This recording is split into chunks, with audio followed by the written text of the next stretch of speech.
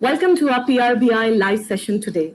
Today we host Cheryl Bame, Principal of Bame Public Relations. She will be joining us from Los Angeles, California, and will speak to us about legal PR. Legal PR is a vertical that is unique to a few countries, an intriguing field that requires an in-depth understanding of PR and a grasp on the finer nuances of the law. Today, Cheryl will share her experience, learnings, and key insights with us on this vertical. A little bit about her before we add her on. She is a communications professional who's widely recognized for her innovative work with law firms, professional service firms, financial and real estate companies in the United States. In fact, in 2015, Cheryl was asked by the International Board of Directors of the Legal Marketing Association to launch the firm's public relations special interest group to advance the PR profession for the legal industry. And that's an amazing feat. So let's add her on and get started. Hi, Cheryl. Hello. How are you doing? I'm actually doing okay. The weather is beautiful here, and things are calming down a little bit with COVID. And my son just started school this week, which is actually going really well. Oh wow, that must that must be great to have a little more, to get the kids out of the house, right? Yeah, well, he's doing virtual school like a lot of kids around the world, but we've got him in a learning pod, so he actually isn't in the house. Oh, okay. So before we delve into legal PR and everything about it, let's start with a little bit more about how you got into PR. You made the switch from broadcast to PR in 2005. Broadcast to PR is an interesting journey. So how did you decide to do that and why PR? Yeah, so my background is in journalism, and I was passionate about writing. That's where I went to school. That's where I did my training, and then did some internships at TV stations, and started behind the scenes, and then worked my way to being on air host as well as a reporter. And I specialized in doing healthcare healthcare stories, because I just thought it was it's great storytelling. There's always some hope with the stories. There's always some breakthroughs in health and wellness. And so I was really passionate about that. And every job I took, I was interested in sharing those healthcare and wellness stories. So when I left the broadcast business in 2000, I thought the natural transition is for me to do PR for doctors and hospitals, because that's where I spent most of my time reporting. And it worked out great. I was doing PR for a hospital network in Southern California, and pitching stories to reporters, just as if I was a reporter. I remember getting hospital contacts or doctor representatives contacting me saying, "Oh, you need to talk to this doctor, you need to talk to this patient." So it was a really easy transition for me. And then in about 2002, I met my former boss, Tom Tomlin, and he was a fabulous mentor, and he got me interested in doing PR for law firms. He was one of the first PR professionals in the world, I guess, for doing PR for law firms. And so I started working with him. And then in 2005, he decided to go into retirement. He said, take your clients and go start your own PR agency. And that's what I did. I was never an entrepreneur. I was never a business woman, but I became one within a month. So during this entire transition, did you ever think, let's say, maybe, it would be a good progressive step to join an agency rather than start your own business? Why did you decide to start your own business? Because it was actually decided for me. When Tom told me that he was going to be closing up shop within a month, he said, go take your stuff in the next office and move it someplace else. I did actually shop my book of business to other PR agencies, but what I quickly realized was they weren't going to pay me what I knew I was worth. I'm a rainmaker. I love to connect the people. I love to network. That's how I get a lot of business, or how I got a lot of business. And I realized that some agencies weren't going to pay me for that skill. It was, we're going to pay you a salary and that's it. And so I became an overnight entrepreneur. I got a website, found a business name, got a website, business cards. I picked up my stuff and moved it to another office, and the clients came with me. So that's really rare when you start an agency with a book of business. And I had one, and I grew it. And because I was well known in the business, had leadership roles in the marketing association, so a lot of organizations for people who do business development marketing and PR for the legal industry, mainly law firms. So I was known. So business, as soon as I opened up, people started sending me more business, and my business has grown. Wow. So it must have been interesting, transitioning from working for someone to actually working for yourself, right? It wasn't, but it was, like I said, I was really lucky. I had a great mentor, and Tom made the business really simple. Running a business is not simple, but he made it very simple where I already had all of the foundation in place. Like I said, I already had the billing done. I knew how to bill. I had the invoices already. There wasn't a lot of things to do to get my business up and running. But two things that I did is I got a great bookkeeper and I got a great accountant. So those are really important. But I just kept running, and there's been complications along the way, having to let people go, the natural course of any business. But I've been very lucky that I found a niche and it worked for me and it's worked for my business. Interesting. So let's say when you transitioned into PR, right? Especially when you are moving in from the other side, that's journalism. What was your biggest learning, or let's say, what was the biggest eye opener when you came to the other side? The biggest thing that I had to learn was the client's always right, and the client's needs come first. My natural instinct was to call a reporter and say, I've got a great story idea, but I realized you have to check everything, check the client, make sure the client's okay with me pitching this story, make sure the client's comfortable with me talking about something. And so I was so aggressive and outgoing, and then it alarmed a lot of people in the PR agency that I was in at that time, because people didn't understand. I was in an open space, and so when there was a breaking news story, I was just going to be like, "Did you all see that? Did you all see that?" Because in the newsroom, everybody gets really concerned about breaking news, and they're like, "Who should we call? What do we do?" And people were like, "Who is this crazy woman?" And I think that was. I was 30 at the time, so it was my combination of my energy and excitement about the news business that. Eventually I calmed down, and I still get excited about the news. I text my colleagues and I'm like, did you guys see this news? Who do we have? Can we speak about it? We need to ask the client if they can have any conflicts. Can we speak, get people out there? But I really had to understand that as much as my allegiance to the reporters, I had to have more allegiance to the client, and being a little bit taking a step back and breathing and say, okay, now does this work for the client? Are there any conflicts? Will they want to speak about it? So the client always comes first. Yeah, I'm sure that must have been a huge learning on that. And it's perfectly fine. It's really amazing that you still get excited about a news story that you've done for your client, even after being for so long. Oh, absolutely. I still get excited.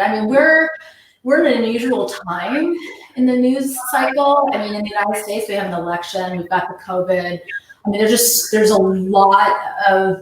lot happening here, and it can be overwhelming. But still, going back to the principle, the client's always first. And as much as I want to get out there and talk to reporters and find sources for them, I have to be, because a lot of these topics, especially for law firms, these are really sensitive topics, and so you have to say, is this something that the client wants to be, a story that client wants to be in, or are there any conflicts? Like, for example, when you do work with law firms, conflicts are huge. We work with a lot of organizations that have a numerous amount of conflicts because they might have clients on both sides. So it's like, do they want to be speaking about one side when the other, they might have clients that feel completely different. So there's a lot of sensitivities with doing PR. For law firms, and I love it. I love working with really smart people. I speak to smart people every day. I speak to interesting reporters. I'm constantly having to look at stories all over the world on all different topics. But again, going back to it, I'm still passionate about the news, but my client's interests come first. Yeah, I think that must be the very reason why clients love you. Yeah, many reasons. And let me get my list for you. I'm just kidding. No, I think the maturity, understanding the nuances of legal is much different than doing PR for a beauty brand or a tech company. It's like everybody is a user or a potential user of a consumer product. But with lawyers and law firms, they get hired by very specific people. So we're very strategic and very targeted on what they can speak about, if there's any conflicts, and then obviously going to specific publications that their clients read. When you do PR for, and I call it professional services, because that's also law firms and accounting firms and other type of professional experts. It's not about getting out there everywhere. It's about really being seen in the publications that their clients or referrals are going to see them in. That's interesting. You've actually set the context for our discussion today. Legal PR, it's a very interesting topic. I remember when I met you for the first time and you told me that you actually specialize in legal. For about a couple of seconds, I didn't know what to say because I had never heard about somebody who specialized in legal PR. In our country specifically, there is no agency who specializes specifically in this. So I want to understand from you, is legal PR native to the US market only? It's native. Well, yes, I would say it is definitely native to the U.S., but it's done in Canada. I mean, there are marketing and PR professionals and business development professionals all over the world. I think India may be one of the places it's not, but I definitely know that it is in different parts of Asia, like China and Japan. Definitely Europe. I've got colleagues all over Europe, and obviously Canada, but South America as well. Okay. So if I'm to understand correctly, legal PR means that you would be hired by legal firms specifically, not just legal departments of big corporates. Well, it's pretty much what they call the legal ecosystem. So it can be a law firm, both a defense firm, meaning a business who's hired a law firm, or a plaintiff's firm where I don't know if in India it's the same thing, but class actions where a consumer is wronged by a product, or that's where they file a lawsuit. So those are more plaintiff's firms. We are also hired by legal service companies, where these are companies that provide services to law firms or corporate legal departments. There's also legal tech. This is a technology very similar to like healthcare techs. It's technology specifically to help law firms and legal departments run more efficiently. And that includes everything from just the systems they have in place to managing litigation to AI. And then there's also the legal departments, and some legal departments will use PR because the corporation's PR really focuses more on the service or product, but not necessarily the legal department. Okay, so how is this vertical perceived when you cross state lines, or let's say when you cross continents? We typically mostly do work in the United States, sometimes Europe, sometimes Asia. I mean, the United States is considered one, even if I cross state lines. So it's more of a global or national practice that we have. Right. So let's say in US versus Europe versus Asia. Like, for example, when you look at beauty PR, you look at doing PR for a beauty brand, per se, it's pretty much the same everywhere, right? There is no real difference about it. But legal PR, is it perceived differently in each of these countries, these continents? Is it perceived? I don't think so. I think it just depends on how, working with the media and how the media's appetite for speaking to a lawyer for a breaking news story or some trend story. There are national publications and legal publications, as well as trade publications, environmental or energy or, just other entertainment. So those publications do look for lawyers. I think it doesn't really matter where you sit, but as long as you have the expertise. So we do pitch international publications as well. And for example, like publications that are maybe an Asian publication, but they may be based here, are looking for a US source.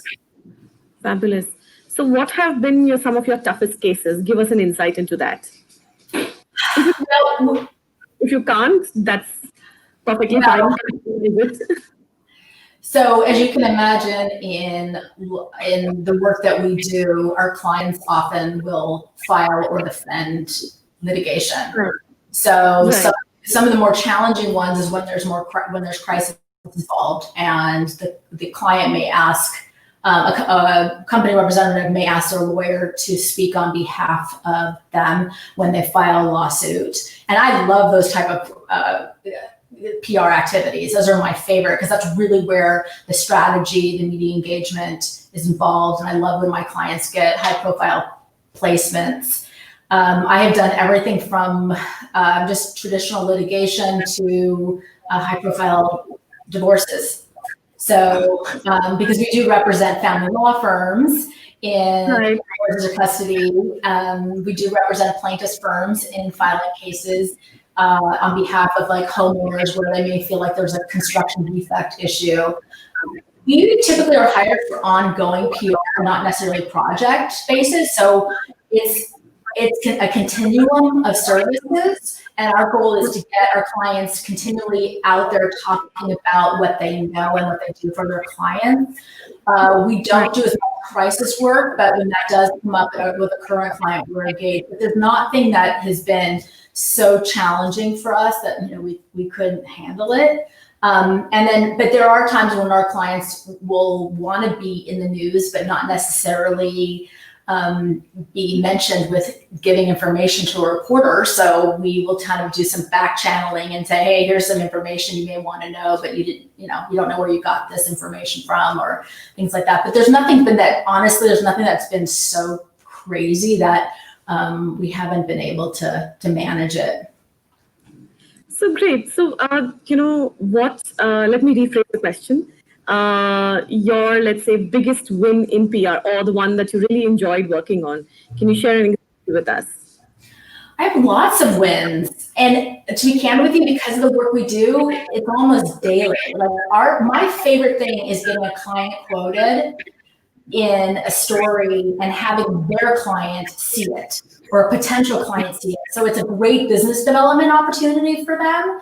And that happens quite often where we'll get praise, thanking us for our efforts and letting us know where the client, got some feedback. It happened recently. I'll give you one example is we not just media engagement, meaning we get our clients quoted by reporters, but we do a lot of lawyers love to write.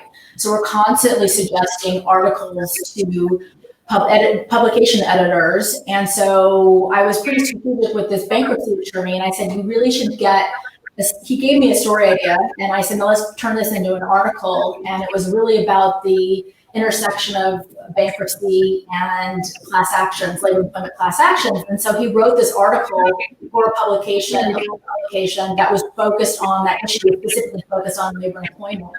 And he got a call from a labor and employment attorney saying he saw the article and he thought it was really interesting, and that he's speaking to a client about bankruptcy as a result of this class action, and would he be willing to be a consultant on the matter? So that's an example of really how content and the power of PR and the power of content and having the right story in the right place at the right time can generate business. Because when you do PR for your you talk about the ROI. ROI doesn't always come up in PR. It's like when you pitch business, like, what's the ROI? Am I going to get business right away? And I say it can happen. It may not happen right away. And I've got numerous examples of where it happens. But it's just being at the right content, the right publication, and at the right time.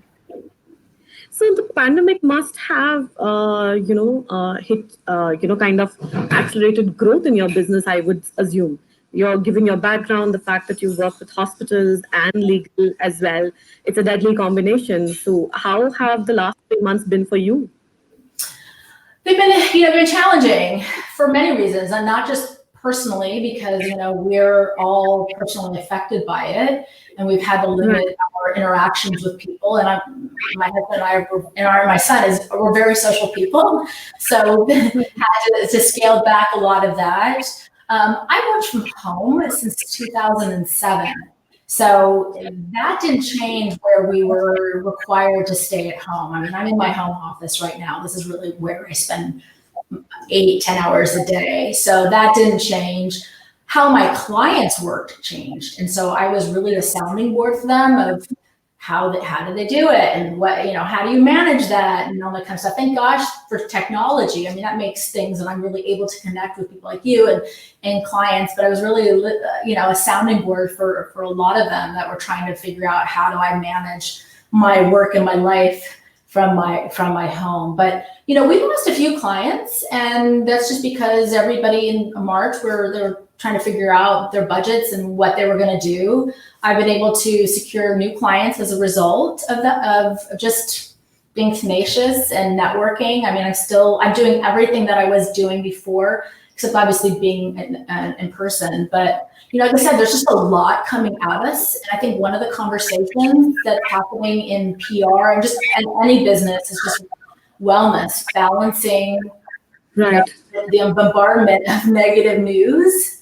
with managing your life and feeling stable and feeling secure and in business. But one of the questions you're going to ask me is, how has PRBI helped my business? And it's really like having these connections. I would never have connected to you, which you're a fabulous person. And it's such an honor and a privilege to meet people like you. And I think, and to be able to have those conversations of how are you managing this? How are you managing your team? How are you managing clients? What do you do when you lose a client? And that's really been the value of PRBI for me, especially because I'm not in a partnership. It's just me. And I have 2 other people, but I'm the only owner of the agency. So having those connections are really important.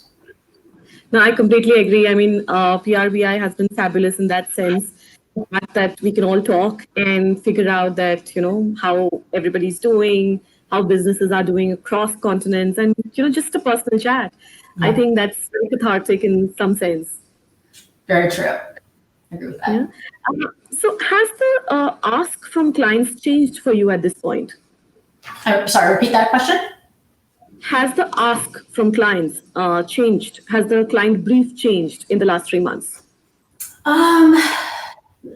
Not as much. I mean, in the beginning, right when COVID started, there were so many changes in laws and proposals of new laws, and law firms were churning out so much content. I think and the reporters were looking for sources. So I would say in March, April, and most of May, we were probably pitching our clients articles, few articles a day. And reporters were just inundating with, I need to talk to a lawyer about tax. I need to talk to a lawyer about labor and employment. I need, litigation, business interruption insurance, which continues to be a big topic today. In the last couple of months, things have slowed down, and there's not as much. I think people have gotten more settled into how things are operating in their business and in law firms. And so the crisis is still around, but it's not as dire as it was in March and April. But the need is the same. People still want to be quoted. There's still articles, speaking engagements, which we get involved with. We do a lot of research on speaking engagements. It's a really great way for lawyers to show thought leadership and get business. That's changed a lot because there are no in-person events. There's more virtual events. So the process for pitching speakers is about the same, but there's so I think a lot of the needs have not changed. But things have slowed down tremendously from when we were first on lockdown. Interesting. So when you said, a lot of your clients get the business from the speaking opportunities and networking opportunities that they get, and now things have moved online. So has that impacted a lot of their business, because your regular media activation still continues? Yeah.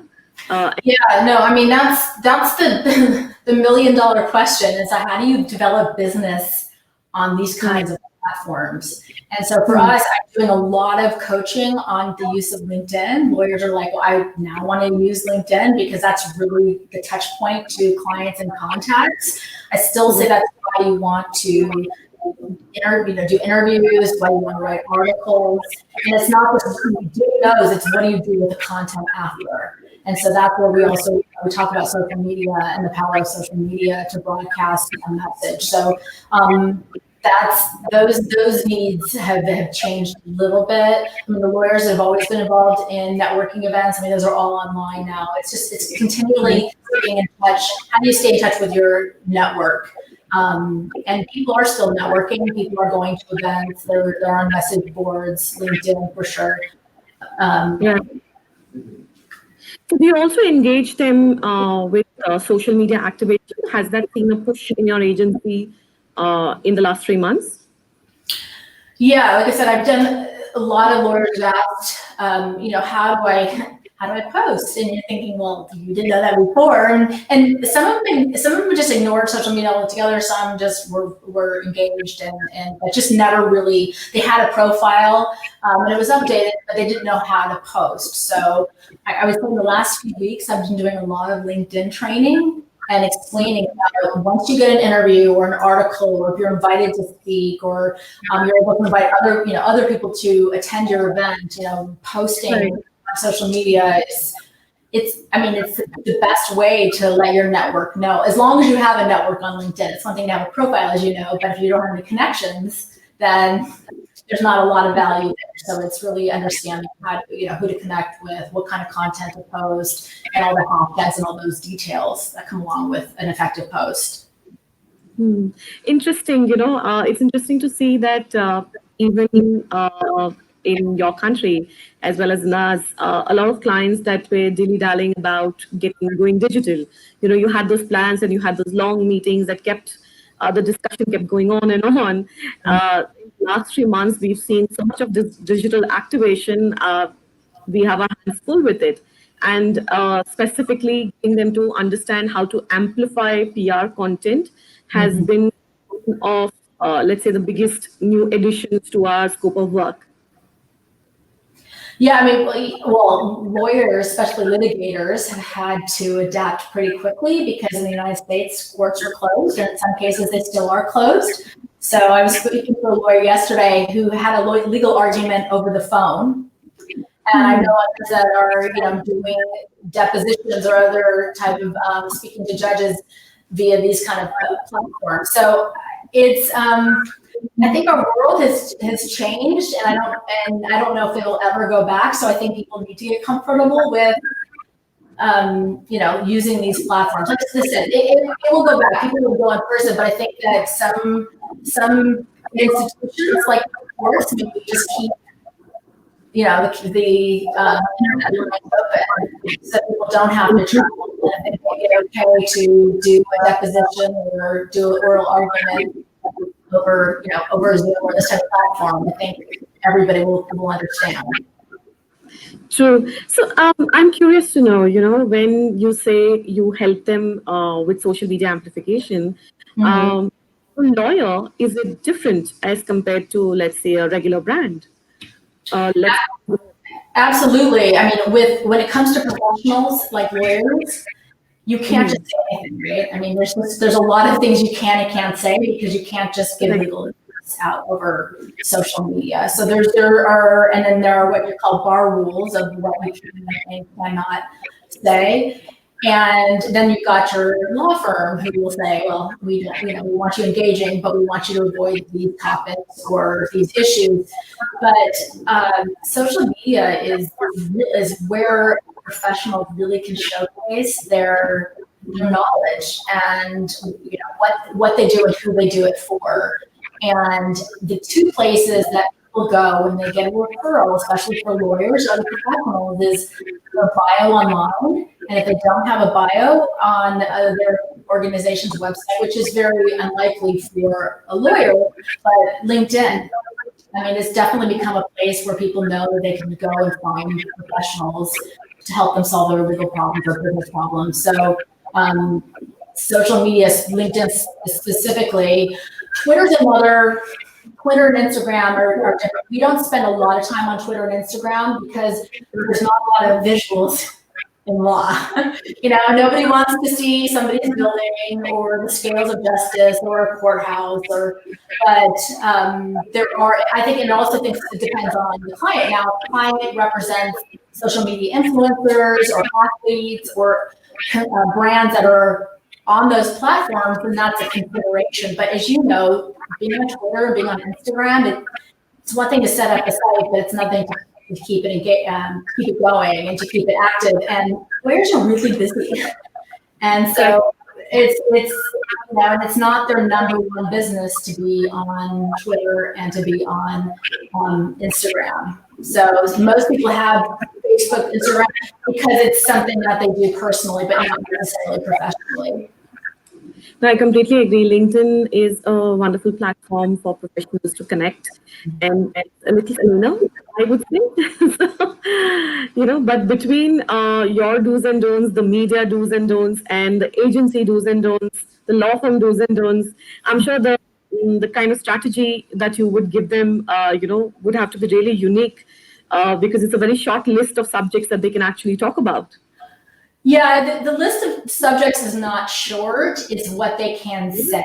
For example, and we have to decline media. We decline more media opportunities than we get, and the clients understand it. So they don't fault us if we bring them an opportunity and they have to decline because they represent Microsoft or they represent TikTok or they represent Facebook or they represent General Motors or Tesla. I mean, that's just I'd rather the goal of PR is not for law firms to lose clients, it's to gain clients. So that's being on the front cover of the Wall Street Journal, which is every lawyer's dream, it's fabulous. But if you lose a client, there's zero value there. So it's really, we have to be very strategic. We have to check in with our client.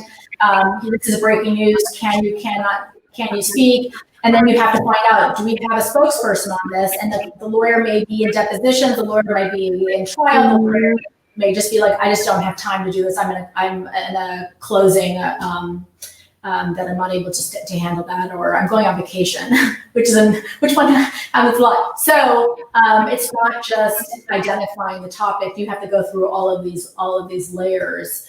And there's many times when you'll send an opportunity and it's like cleared and the lawyer's like, I really just don't have that expertise, or I don't have anything I want to say right now, or I don't agree with that, so I just don't want to put myself out there. Or I'm litigating a case and we're litigating that exact issue and I don't want my name in a story because I don't want it to come back to me and have the judge say, well, you said that in that article and now you're suggesting something else in another argument. So there's a lot of nuances, but but it's really being targeted, strategic, and being very, very careful. The first way we can lose a client is if somebody speaks to a reporter and they speak about a client and the client gets upset and then the firm gets fired. So we're very careful to make sure we check we have record of it, so we know that we did get permission for the attorney to speak about this topic. It's not an easy job. I mean, in regular PR itself, there are so many checks that we put in, but your vertical specifically seems to have a humongous amount of I would say balance and checks and control that is required. Absolutely, and what's also interesting is we don't just work with lawyers in real estate or in beauty, in fashion.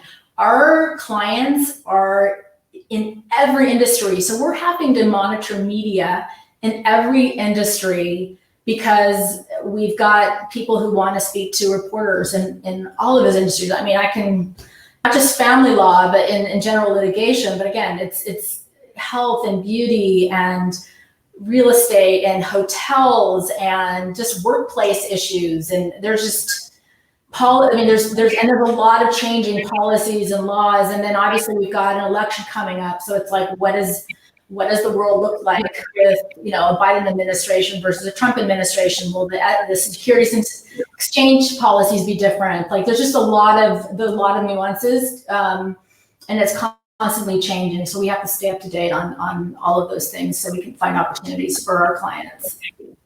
I mean, there's a lot of knowledge consumption from your end as well to be able to, put all of these things together to be able to advise your clients. Mm-hmm. Amazing. Yeah, and none of us, nobody on our team are lawyers. We're media relations professionals. So I do know a lot about the law, but I'm not an expert in any way. I can tell you what the workplace issues are.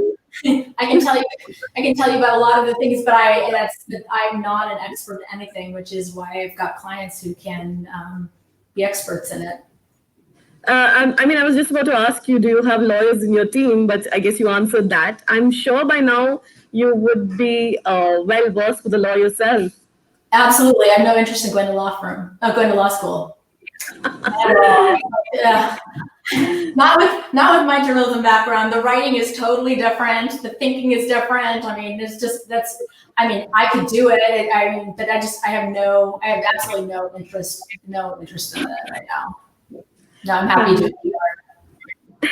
You mentioned different verticals, that you work with, irrespective of whichever vertical they are from. If they have a legal requirement, that person is your client. Mm-hmm. Moving on from there, do you also look at connecting, with professionals across different continents? And have you utilized the PRBI network to do that? Yeah, the majority of our clients are US-based organizations. And while they may have operations overseas, our clients are mostly interested in media in the United States. I've been able to refer business, and I've been able to do work on joint projects, but mostly with US-based PRBI members. Yeah. Can you give us an example of a successful collaboration that you did with any of the PRBI members? Yeah, right now I'm talking to Lee Weinstein at Weinstein PR, and I'm helping him with a current client that is opening up an operation in Los Angeles, and I've already made a connection to Los Angeles Business Journal because I'm based in Southern California and I know the media here really well. I'm an expert in that, even though I don't do work in the industry where his client is, but I do know the media and I know how to put together a successful pitch, and I'm able to make those introductions. So that's one that's actually just kind of a week old. So, wow. Mm-hmm. I mean, that's interesting. It's fun collaborating across cities, across continents where that's concerned. Absolutely. I'm thrilled to be able to do that. Like I said, it's having this network to be able to ask questions, share knowledge, and everybody is so open to sharing their experiences, which I think is super helpful. Like I said, being the only owner of this agency, I don't have a place to go to saying, well, what kind of challenges do you have? Or how are you handling this situation? Or what technology are you using? And it's fun to have friends around the world now. That's the beauty of it. Yeah. It's not just it's friends. True, so true. So I'm coming to the holy grail of PR. ROI, impact, measurement. In your vertical, is it different? And how do you go about doing that? Measurement is always tricky. I mean, lawyers want results, and they want to know, if I'm going to invest in this, what is my return on my investment? And I can't promise that in PR. And you can't even promise that in marketing and any business development. I mean, it happens. Like I told you, it happened recently with this bankruptcy lawyer this bankruptcy firm that I'm working with, and one particular lawyer, where he's able to connect the dots. But sometimes you don't connect the dots. I mean, the dots don't connect that easily, because if you get quoted to write an article, how do you not know a month later that somebody had that article on their desk and they're like, gosh, I had that problem. Oh, let me go look at that article. So there's not always that direct investment. And we're very strategic in talking about what our clients do and what they know. So we're not getting everybody. I mean, because if I wanted to get everybody out everywhere, I mean, I could get you all these placements, but that doesn't boost the bottom line. It gets you a lot of exposure, but that's not what our clients want. Our clients want business. So it's really being strategic and making sure we get, like I said, the right placement, right time, right topic that we can use to amplify what they do and what they know. Yeah. So how do you handle the ROI question when they ask you, because like you said, lawyers want results more than any other brand who questions us about it, right?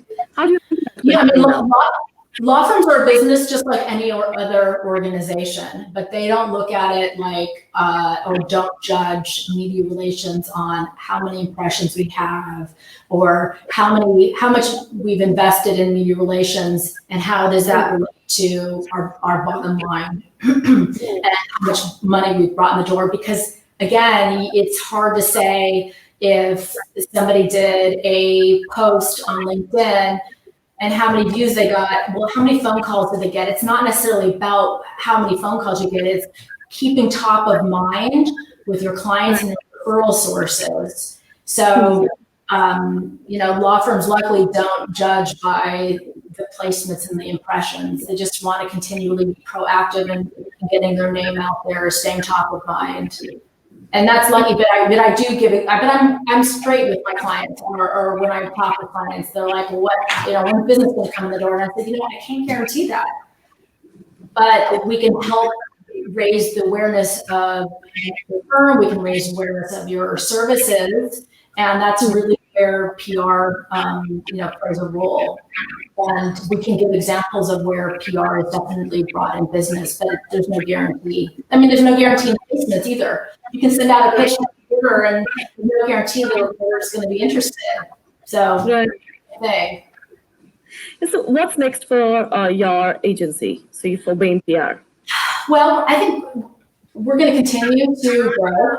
I think that's something that's always of interest. And luckily, I'm able to make decisions on the kind of clients I want to work with, the kinds I don't, because I do turn away a lot of business too, because I have to listen to my gut. Being a business owner, I'm like, I'm going to talk to somebody on the phone. I'm like, is this somebody I want to work with? Is this the project I want to, get involved in? So that's something else. But I think we just continue to, I love what I do, and I don't have a huge agency. That's not, going back to when I originally started, I never wanted to have a large agency. I like doing the work. I love the client engagement. I love doing the media relations part of it. I love doing the strategy. I have a great team that I can collaborate with, but I'm not looking to have, 50, 100 person agency, because then you become an HR director, Then you become the CFO, the HR director, the IT department.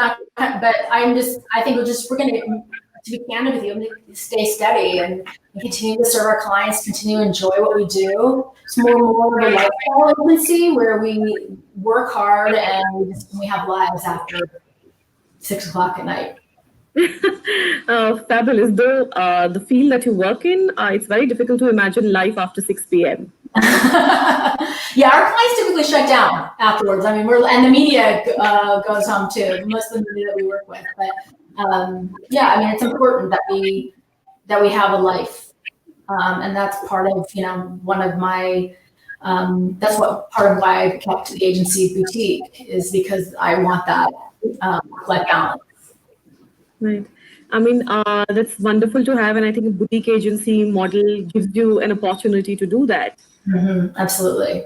I'm lucky that I feel very lucky and grateful that I do have a successful agency and I'm able to do what I love. Yeah. Okay. So, I was going through your profile, and there is also a mention of the legal PR blog that you founded. So that's interesting. How did that come about? Can you tell me a little bit more about that? Is that my blog, or is the Legal Marketing Association's PR SIG? The Legal Marketing Association. Yeah, so Legal Marketing Association is an association close to my heart. It's actually how I built my business. I developed a lot of leadership skills as a result of being involved in that worldwide association. And the Public Relations Special Interest Group was founded a few years ago. It was because the association recognized that there were a lot of communications professionals that didn't fit into the marketing, business development, sales, or other digital technology type of buckets. So we created a community where we can all really connect and get together. And so at the annual conference, when we have an annual conference and we're together, this year will be virtual for obvious reasons, we would have our own kind of summit where we would plan the programming, and we would get together and just talk about all things communications for law firms and legal industry. And that started a couple of years No, I was a couple years before we started the special interest group, but I was one of the founders of that as well, of that communication summit. So, I'm a huge advocate of, everything we do is about communication, whether it's marketing, business development, sales. We're all in the communications business. And so there are some of us that really just specialize in doing communications and PR for law firms, and I'm in that bucket. But they do cross over, because when you talk about PR for professional services, the question is, well, who are you targeting? Who are you marketing to? And those are the people that we want to know, so we can go look and figure out what publications are they reading, what topics are of interest to them, and that's what the PR plays a role.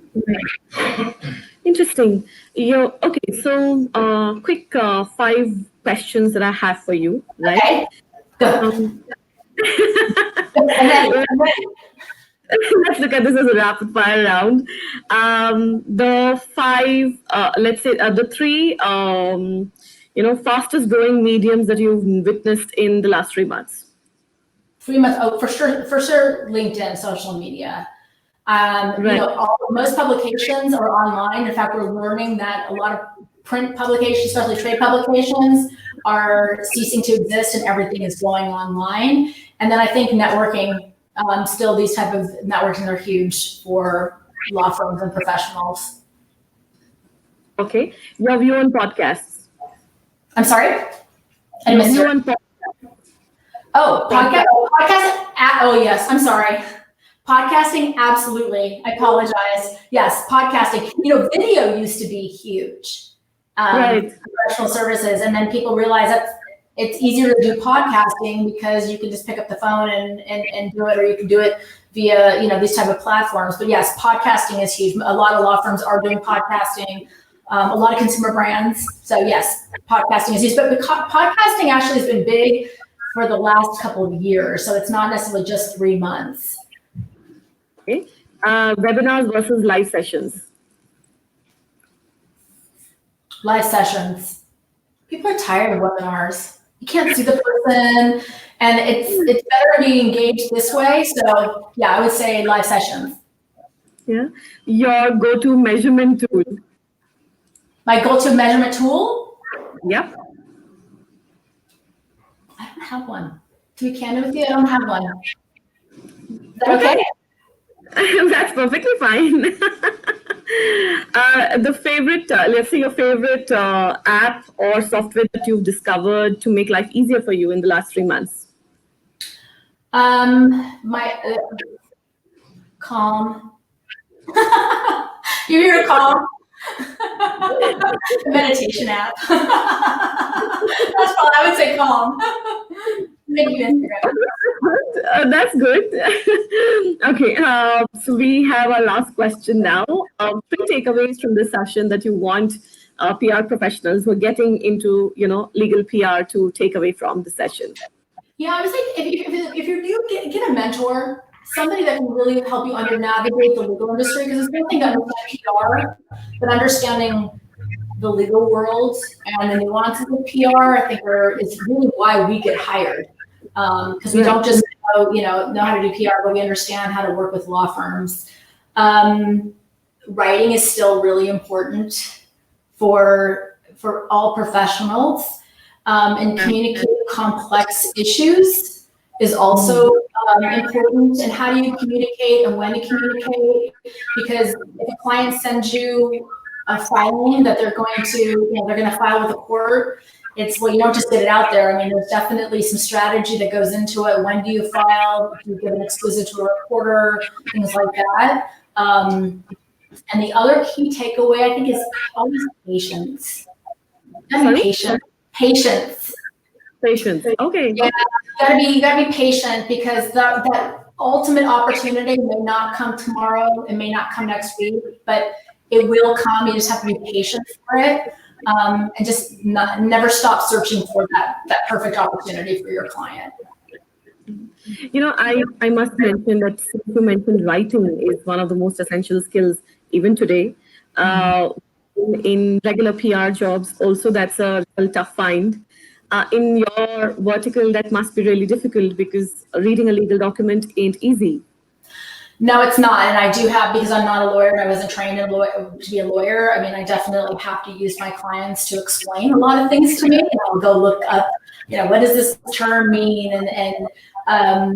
But the goal and the reason why clients hire us is because we need to disseminate complex information and make it really simple for a reporter to understand, because most reporters are not lawyers either. So it's very much like having, and in many instances, we don't want to do PR for something. I've told clients, yeah, this is not the right time, or I wouldn't get this out there right now. So there's a lot of nuances that happen with a lawsuit or a legal issue. You've actually had to turn clients away and tell them not to do PR at that point. It depends. Some instances, I know reporters won't write about, they may not be interested in an appellate argument or an appellate win. Maybe the client wants to file something, but it's a Friday and you don't want them to file it on a Friday, and maybe we wait till next Tuesday. Many times they may not want to get promotion for a case because it may be, they don't want it to be appealed. So there's a variety of reasons, and we have to ask all those questions.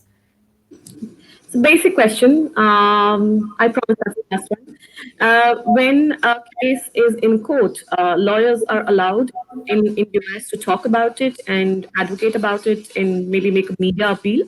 Is that legal? Yes, it is. A lot of but it's their client will always tell them whether they can or cannot speak about a legal issue.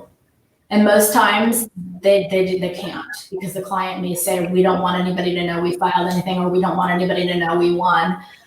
Even though in litigation, it's public record, they may not want the media to broadcast that.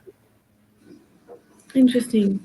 Great. So on that note, we'll wrap up the session today. Thank you, Cheryl, for taking out the time today. It's great to connect with you. Thank you for inviting me. Most welcome. And I'm sure a lot of people who will view this session will learn a lot about your vertical as well. Really appreciate you taking the time out to speak to us and helping us understand more about this vertical. Thank you. Have a great evening. You too. So that was Cheryl Bame, Principal of Bame Public Relations from Los Angeles, California, speaking to us about legal PR. We do hope this session helped you understand the nuances of this very unique vertical. Thank you again for joining us today for the session. We will see you again at the next live session with another interesting conversation on PR from an accomplished professional, this time from Europe. Stay tuned.